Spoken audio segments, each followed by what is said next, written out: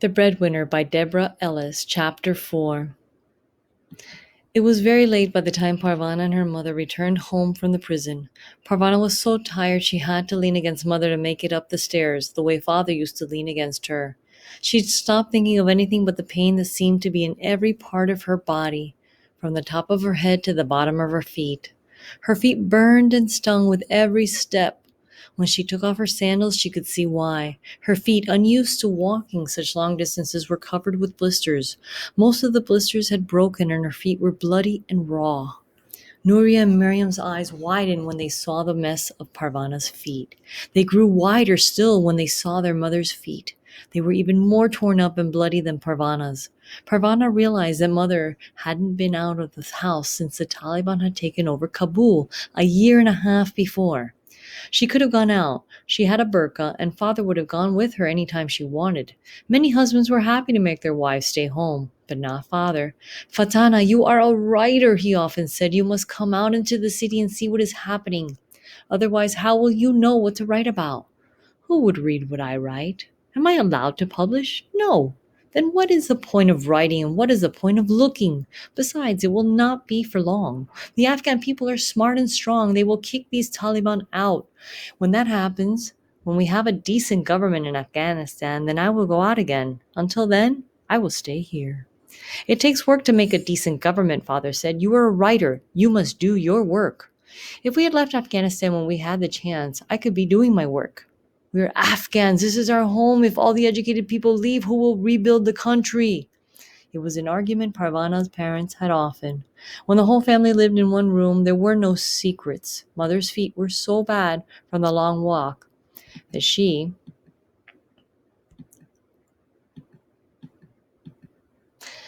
could barely make it into the room.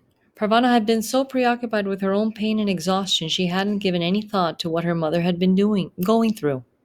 Nuria tried to help, but mother just waved her away. She threw her burqa down on the floor. Her face was stained with tears and sweat. She collapsed onto the toshak where father had taken his nap just yesterday. Mother cried for a long, long time. Nuria sponged the part of her face that wasn't buried in the pillow. She washed the dust from the wounds in her mother's feet. Mother acted as if Nuria wasn't there at all. Finally, Nuria spread a light blanket over to her. It was a long time before the sobs stopped and mother fell asleep.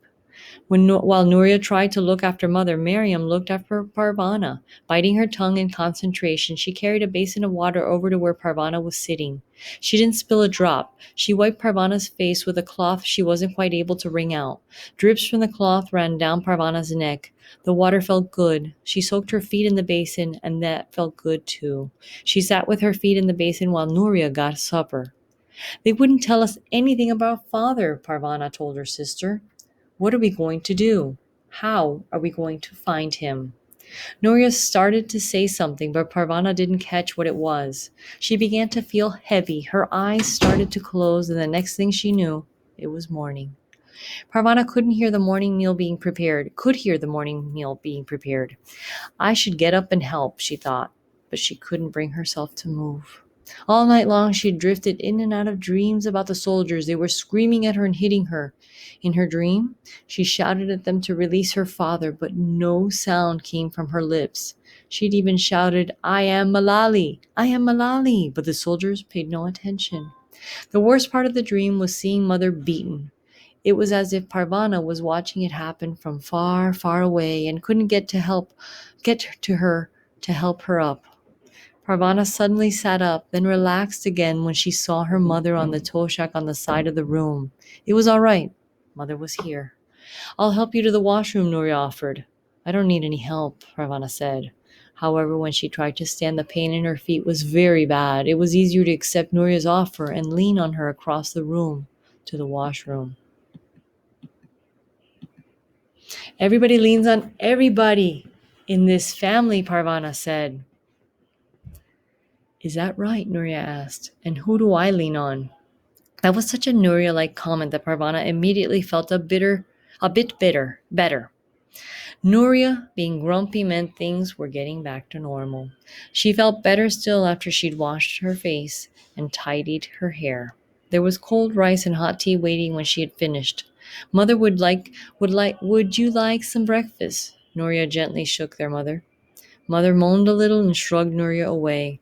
Except for trips to the washroom and a couple of cups of tea, which Nuria kept in a thermos by the toshak, Mother spent the day lying down. She kept her face to the wall and didn't speak to any of them. The next day, Parvana was tired of sleeping. Her feet were still sore, but she played with Ali and Mariam. The little ones, especially Ali, couldn't understand why Mother wasn't paying attention to them. Mother's sleeping, Parvana kept saying. When will she wake up? Mariam asked.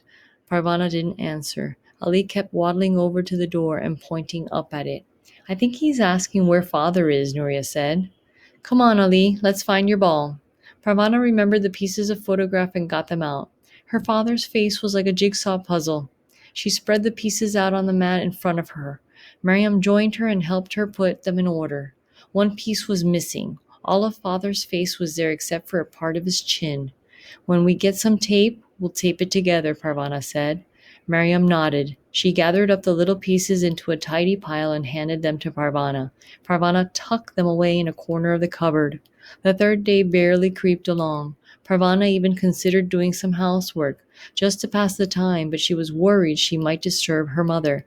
At one point, all four children sat against the wall and watched their mother sleep. She has to get up soon, Noria said. She can't just lie there forever. Parvana was tired of sitting. She had lived in that room for a year and a half, but there had always been chores to do and trips to the market with father. Mother was still in the same place. They were taking care not to disturb her. All the same, Parvana thought, if she had to spend much more time whispering and keeping the young ones quiet, she would scream. It would help if she could read, but the only books they had were father's secret books. She didn't dare take them out of their hiding place. What if the Taliban burst in on them? They'd take the books and maybe punish the whole family for having them. Parvana noticed a change in Ali. Is he sick? She asked. Nuria? He misses mother. Ali sat in Nuria's lap. He didn't crawl around anymore when he was put on the floor. He spent most of the time curled in a ball with his thumb in his mouth. He didn't even cry very much anymore. It was nice to have a break from his noise, but Parvana didn't like to see him like this. The room began to smell, too. We have to save water, Nuria said, so washing and cleaning didn't get done. Ali's dirty diapers were piled up in a heap in the washroom. The little window didn't open very far. No breeze could get into the room to blow the stink away. On the fourth day, the food ran out. We're out of food, Nuria told Parvana. Don't tell me. Tell mother. She's the grown-up. She has to get us some. I don't want to bother her. Then I'll tell her. Parvana went over to mother's toshak and gently shook her. We're out of food. There was no response. Mother, there's no food left. Mother pulled away. Parvana started to shake her again. Leave her alone. Nuria yanked her away. Can't you see she's depressed? We're all depressed, Parvana replied. We're all so hungry. She wanted to shout, but didn't want to frighten the little ones. She could glare, though, and she and Nuria glared at each other for hours. No one ate that day. We're out of food, Nuria said again to Parvana the next day. I'm not going out there. You have to go. There's no one else who can go. My feet are still sore. Your feet will survive, but we won't if you don't get us food. Now move. Parvana looked at mother, still lying on the toshak.